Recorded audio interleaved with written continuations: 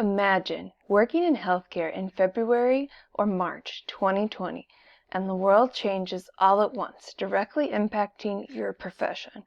Unfortunately, that was a reality for those in healthcare. COVID hit, and it hit hard. Workload and demand increased. Confusion ran rampant amongst healthcare and how to handle the unknown. But amongst all of this, there had to be continued advances in practice. This combo of the unknown and uncertainty, plus continuing to advance care, led to stress and burnout. So much so that COVID led to the Great Exodus or Great Resignation. In 2021, 61% of companies said that the Great Resignation led to sacrificing or having less training. And in fact, Forbes is reported that up to 47% of healthcare workers plan to leave their job by 2025.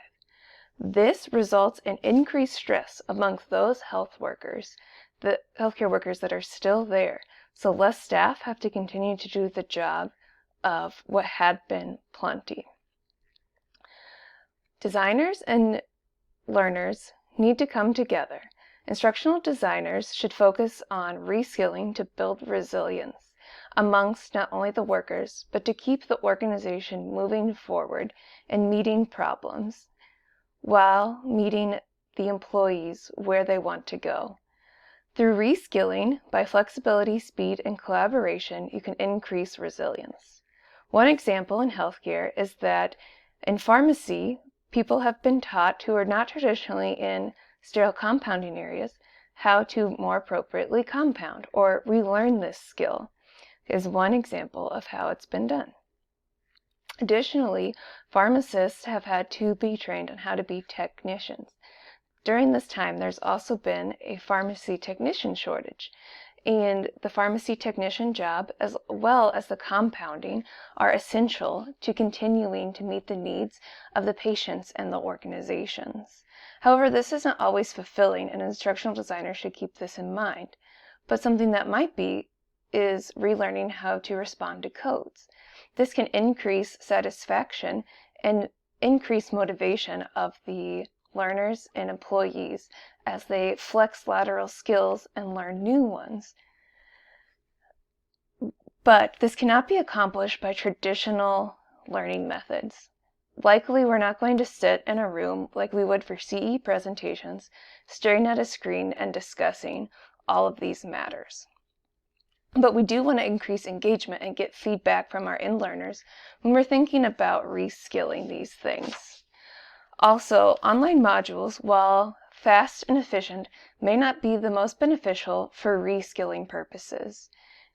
Instructional designers should be cognizant to take the needs of the learner and put it into what the healthcare worker truly needs for their new position.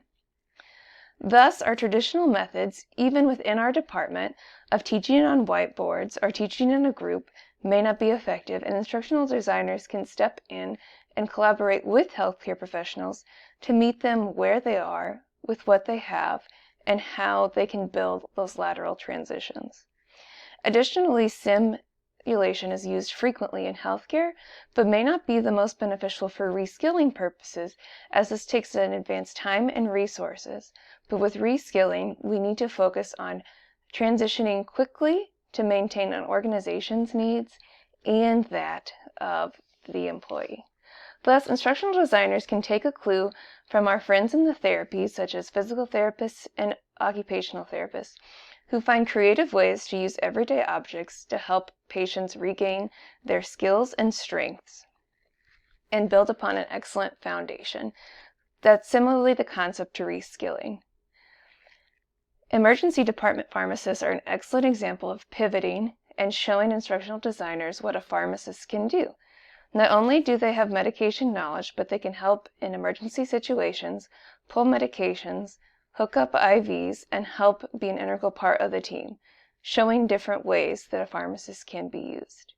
Additionally, healthcare continues to pivot by going to do more telehealth. Thus, the instructional designers for telehealth don't have to focus on the patient care aspects, but maybe need to focus more on the telehealth part of the technology behind it. Because in patient care, we already have those necessary soft skills, but an instructional designer could focus when they're reskilling on how to translate the soft skill of meeting a patient face-to-face to over the computer and things of that nature, or including billing if that's different and emphasizing those skills. Additionally, in healthcare, we tend to focus on interprofessional communication and collaboration. Instructional designers can add this as a key piece in the reskilling process. If a pharmacist is transitioning, for example, from one area of practice to another, they can engage with others in that area. Thus, as instructional designers continue to move forward and reskill those in healthcare, flexibility is key as healthcare is constantly pivoting, and thus the designing for each of those areas is going to continually change and evolve over time. Additionally, COVID taught us that speed and agility could be everything, or at least is a very key component, with things shifting constantly. Instructional designers have to move quickly along with the changes in the healthcare system to meet both the employee and organizational needs, adjusting on a dime without sacrificing the quality.